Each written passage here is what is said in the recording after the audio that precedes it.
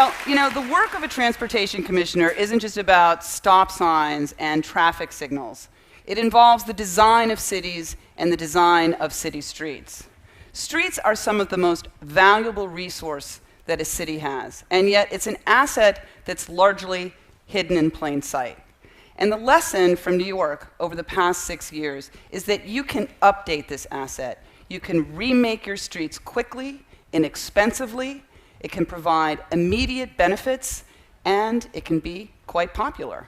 You just need to look at them a little differently. This is important because we live in an urban age. For the first time in history, most people live in cities, and the UN estimates that over the next 40 years, the population is going to double on the planet. So the design of cities is a key issue for our future. Mayor Bloomberg recognized this when he launched Plan YC in 2007.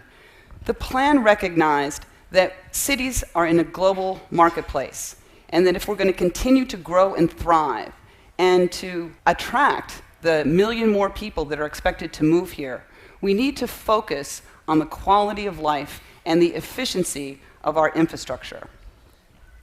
For many cities, our streets have been in a kind of suspended animation for generations. This is a picture of Times Square in the 50s. And, despite all of the technological innovation, cultural changes, political changes, this is Times Square in 2008. Not much has changed in those 50 years. So we worked hard to refocus our agenda, to maximize efficient mobility, providing more room for buses, more room for bikes, more room for people to enjoy the city, and to make our streets as safe as they can be for everybody that uses them. We set out a clear action plan with goals and benchmarks. Having goals is important because if you want to change and steer the ship of a big city in a new direction, you need to know where you're going and why. The design of a street can tell you everything about what's expected on it. In this case, it's expected that you shelter in place. The design of the street is really to maximize the movement of cars, moving as quickly as possible from point A to point B, and it misses all the other ways that a street is used. When we started out, we did some early surveys about how our streets were used, and we found that New York City was largely a city without seats. Pictures like this, people perched on a fire hydrant, not the mark of a world-class city. It's not great for parents with kids. It's not great for seniors. It's not great for retailers. It's probably not good for the fire hydrants. Certainly not good for the police department. So we worked hard to change that balance. And probably the best example of our new approach is in Times Square.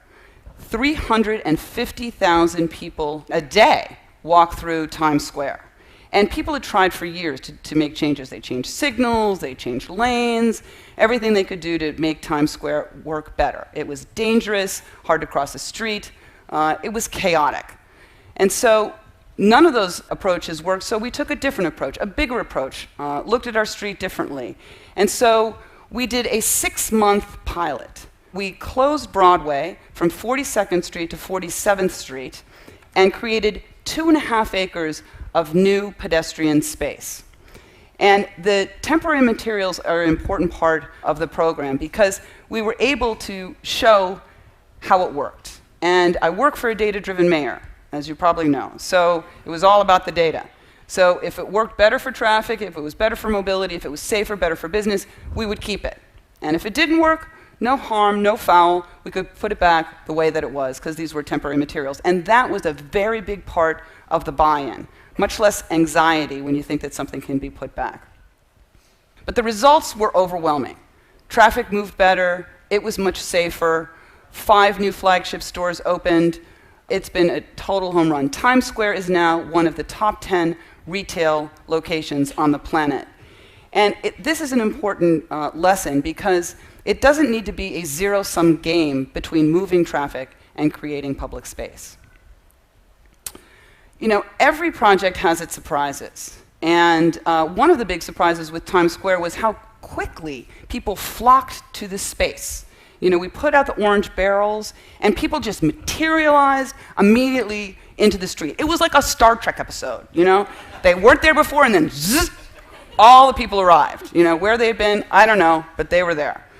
And this actually posed an immediate challenge for us because the street furniture had not yet arrived. So we went to a hardware store and bought hundreds of lawn chairs. And we put those lawn chairs out on the street. And the lawn chairs became the talk of the town. It wasn't about that we'd closed Broadway to cars. It was about those lawn chairs. What did you think about the lawn chairs? You like the color of the lawn chairs? So, you know, if you've got a big controversial project, think about lawn chairs. This is the final design for Times Square, and it will create a level surface, sidewalk to sidewalk, beautiful pavers that have studs in them to reflect the light from the billboards, creating a great new energy on the street.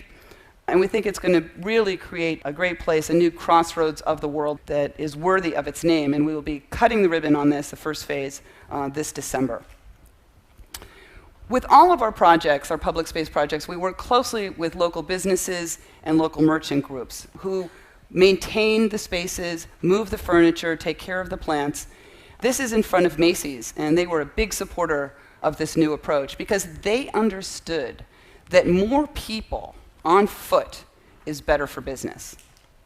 And we've done these projects all across the city in all kinds of neighborhoods. This is in Bed-Stuy, Brooklyn, and you can see the short leg that was there used for cars that not really needed.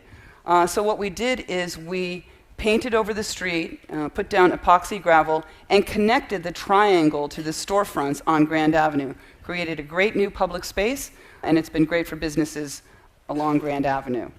We did the same thing in Dumbo in Brooklyn, and this was one of our first projects that we did. And we took an underutilized, pretty dingy-looking parking lot and used some paint and planters to transform it over a weekend.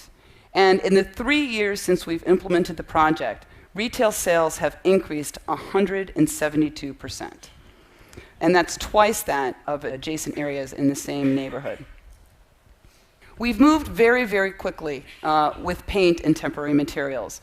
You know, instead of waiting through years of planning studies and computer models to get something done, we've done it with paint and temporary materials. And the proof is not in a computer model, it is in the real world performance of the street. You know, you can have fun with paint. All told, we've created over 50 pedestrian plazas in all 5 boroughs across the city. We've repurposed 26 acres of active car lanes and turned them into new pedestrian space.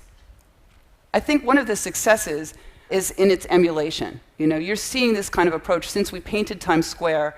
You see this approach in Boston, in Chicago, in San Francisco, in Mexico City, Buenos Aires, you name it. This is actually in Los Angeles, and they actually copied even the green dots that we had on the streets. But I can't underscore enough how much more quickly this enables you to move over traditional construction methods. We also brought this quick-acting approach to our cycling program, and in 6 years, turned cycling into a real transportation option in New York. I think it's fair to say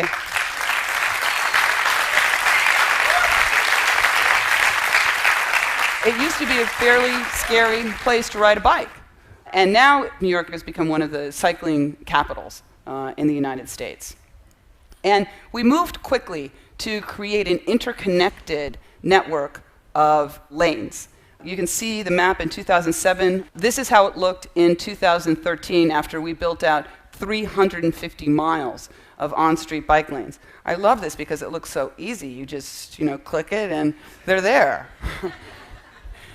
We also brought new designs to the street. We created the first parking-protected bike lane in the United States.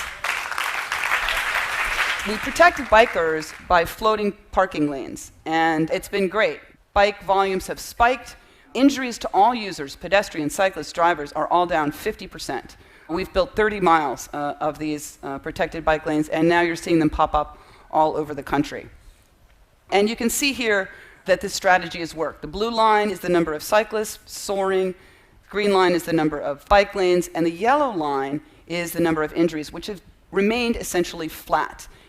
After this big expansion, you've seen, no net increase in injuries. And so there is something to that axiom that there is safety in numbers. Not everybody liked the new bike lanes, and there was a lawsuit and somewhat of a media frenzy a couple of years ago. One Brooklyn paper called this bike lane that we have on Prospect Park West the most contested piece of land outside of the Gaza Strip. And this is what we had done. So if you dig below the headlines, though, you'll see that the people were far ahead of the press, far ahead of the politicians. In fact, I think most politicians would be happy to have those kind of poll numbers. 64% of New Yorkers support these bike lanes.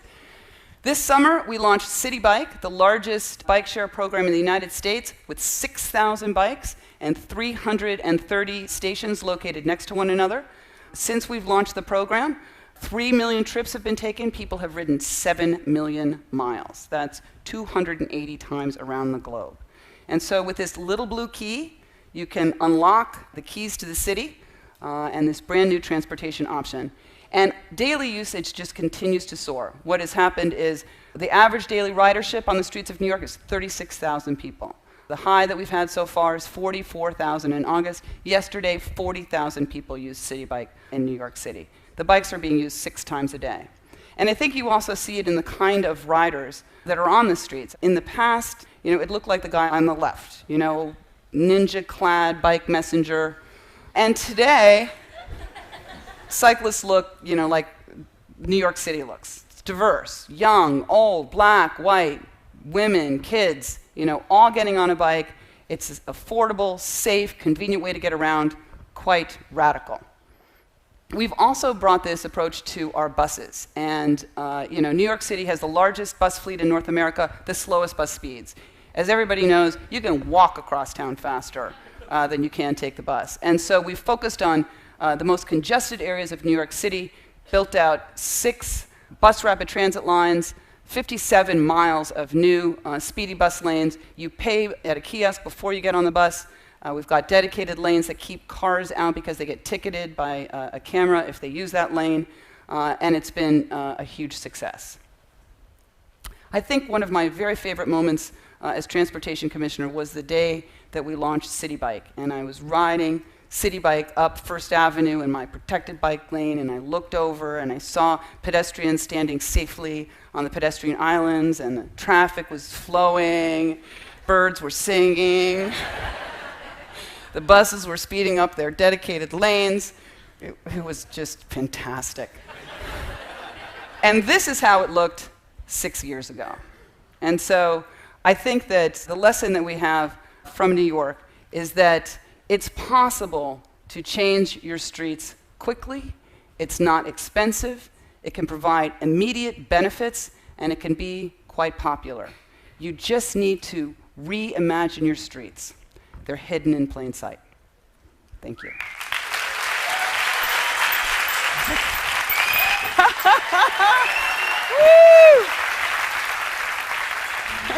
Woo!